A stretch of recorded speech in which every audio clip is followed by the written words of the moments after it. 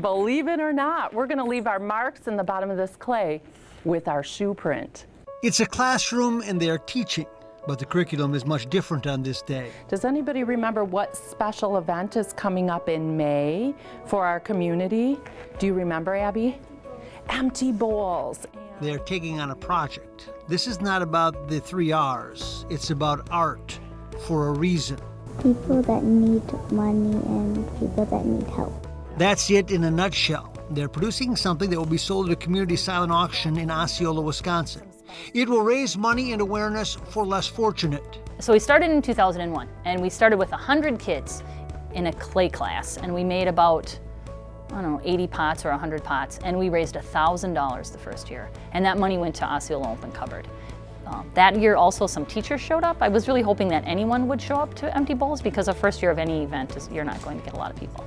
So that year, my good friend Beth Fredrickson showed up. She's our Spanish teacher here. The next year she partnered with me. What they found was a way to teach kids things they do not get in most school systems, a way to become a better person. Now there's all kinds of rules about curriculum and Common Core and what we need to do for standards and what we need to be achieving on our WCCO tests and what we need to be doing to have, students that know what they're supposed to know. And this stuff that we do with Heifer and with Empty Bowls is not stuff that we can put on a test, but it's stuff that's going to make kids be really good people in the world. A sheep gives wool, and how does wool help us? Because we can't eat the wool.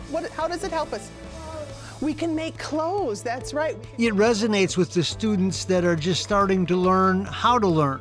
About helping the other people that don't have what we have. Selling them and giving money to the poor. And it resonates with the high school population through the Empty Bowls and the Heifer International, a concept that creates opportunities to not just help overseas, but to understand who lives there. Personally, I'm a big eater, so I eat a lot of food. So it was really hard for me to live on very, very little. And I realized that people live on this throughout their whole entire life, on this very, very minimal food. And I thought that was just crazy on how people can actually do that. And it works in the middle school, a different kind of challenge because it's a different time in life. Middle school especially is a time when kids are so worried about themselves, their body image, and trying to fit in. And so it kind of gets them out of themselves to think about other people and to realize that there are other people that they can really make a difference in somebody's life. Got you, Sarah. It's going to mean more now that they've done it themselves. So they explained how difficult life really can be if you're not born in the right home. But I thought it would help the kids stand in solidarity with so many kids around the world in developing countries that do this every day. In fact, it takes up so much of their day that many of these kids can't go to school because they're so busy just collecting water. So just the idea that they could physically carry that water and feel what that burden is that so many kids are doing every day, it's a little bit more powerful than just reading about it. What started as a hope is now a source of pride, a place for everyone in the school, in the entire community to get behind. It started out kind of small and with a lot of questions about, what is this all about? People in the community calling, asking questions about what it's all about. What are we getting our kids into? Is it safe? Is it the right thing for our kids to learn? And now it is a culture. The classroom has been extended to a teaching tool that creates curiosity. It shapes my curriculum, it shapes Peg's curriculum, it shapes the women that we've talked to today. They change their curriculum so that they can put this important stuff in their curriculum. When the projects are finished for the Empty Bowl part of the equation, they are sold at a special event that features a silent auction. It is here the work is turned into proceeds to help the needy. The proceeds are shared between our open cupboard food shelf to support our local community, and then Heifer International, which provides animals to people in our own country and people around the world. What all the initiatives do is ignite a passion for something more than oneself.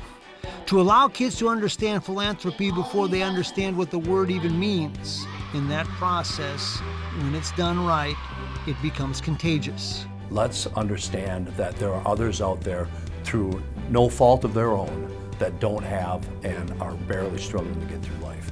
And I think that the generosity that comes out of this building in particular each year is amazing.